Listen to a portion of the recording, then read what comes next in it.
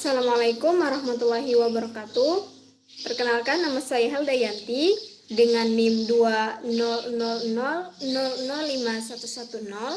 mahasiswi kelas 2C, program studi pendidikan guru sekolah dasar, Fakultas Keguruan dan Ilmu Pendidikan Universitas Ahmad Dahlan. Baik, pada video kali ini saya akan presentasi tentang LKM Cahaya.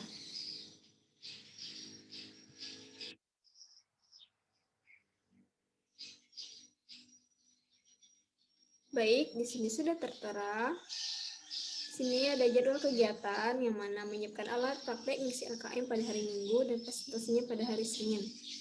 Kemudian di sini terdapat pengantar. Di sini terlihat ada gambar pelangi.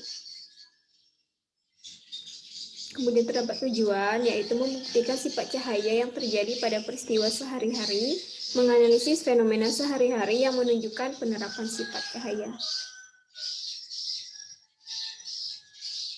Nah, kemudian yang C itu alat dan bahan. Nah, di sini alat seperti senter, ya, fungsinya untuk benda percobaan berjumlah 1, kaca spion, kemudian cermin, pensil, gelas berisi air, dan gelas bening. Nah, kemudian yang D itu merupakan prosedur kerja. Yang pertama, Anda telah mempelajari kegiatan pembelajaran 6 tentang sifat cahaya dan alat optik. Pada proyek kali ini, Anda diminta mengamati lingkungan sekitar untuk menemukan berbagai fenomena. Kemudian, lakukan eksplorasi. Nah, yang ketiga, jika tidak menemukan, maka lakukan percobaan sederhana. Dokumentasikan, kemudian edit foto, video, dan upload. Nah, di ini hasil pengamatan. Sifat cahaya merambat lurus. Nah, peristiwa sehari-hari biasanya penerangan dari senter saat di kegelapan, kemudian juga cahaya motor. Gitu. Manfaatnya untuk apa? Yaitu untuk menerangi. Kemudian sifat cahaya dipantulkan seperti kaca spion, cermin. Itu berfungsi untuk melihat benda di belakang atau objek di belakang, dan biasanya cermin kita berkaca. Kemudian sifat cahaya menembus benda bening, seperti cahaya matahari menembus kaca jendela di rumah kita. Itu manfaatnya membuat rumah terang di siang hari. Kemudian cahaya dibiaskan. Nah, seperti misalnya pensil seakan patah jika dicelupkan ke dalam air. Manfaatnya itu untuk membuktikan bahwa cahaya dapat dibiaskan. Kemudian diuraikan. Contohnya pelangi, manfaatnya untuk membuktikan bahwa cahaya dapat diuraikan.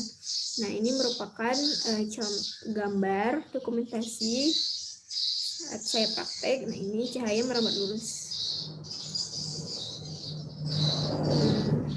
Ini dokumentasi saya melakukan percobaan. Nah, ini cahaya dapat dipantulkan. Saat cahaya diarahkan ke cermin, maka akan memantul. Nah, jadi ada dua. Gitu.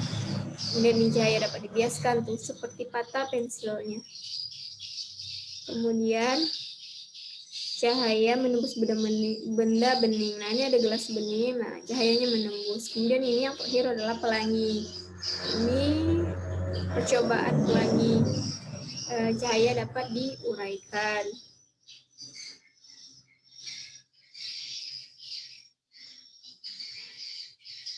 Kemudian F, diskusi. Yang pertama, pada kendaraan bermotor, Anda pasti memiliki kaca spion. Di kedua sisinya, spion dapat membantu Anda melihat bayangan di belakang. Nah, spion dibuat dengan menggunakan cermin. Kenapa? Karena cermin-cermin itu bersifat maya, tegak, dan diperkecil.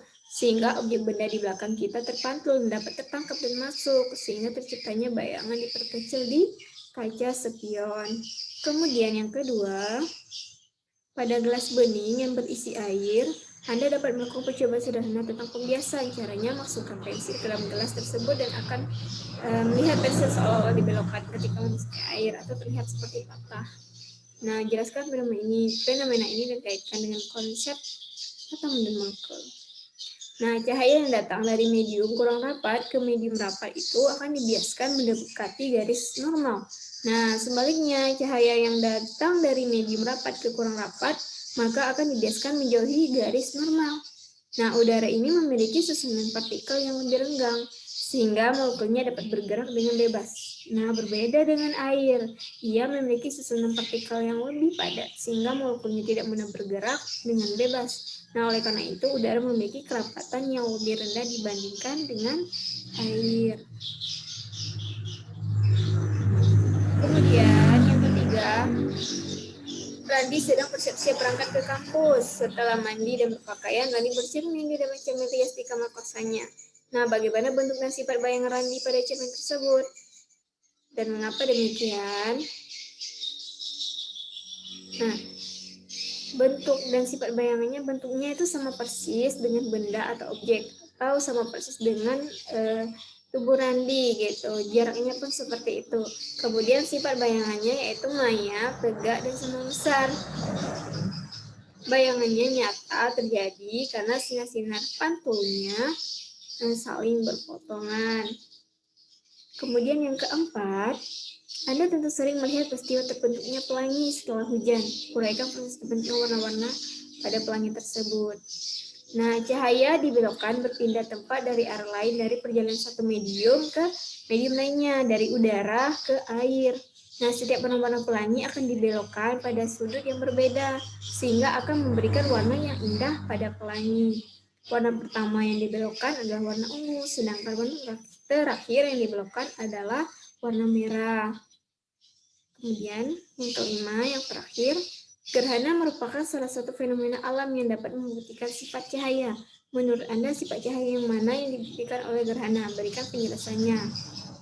Nah, gerhana matahari ini terjadi saat bulan menutupi sebagian atau seluruh cahaya matahari. Nah, ketika bumi, bulan, dan matahari sejajar, bayangan bulan jatuh di bumi menutupi matahari. Nah, hal ini cahaya matahari merambat lurus dan tidak bisa menembus benda selain bening-bening saja. Nah, kesimpulannya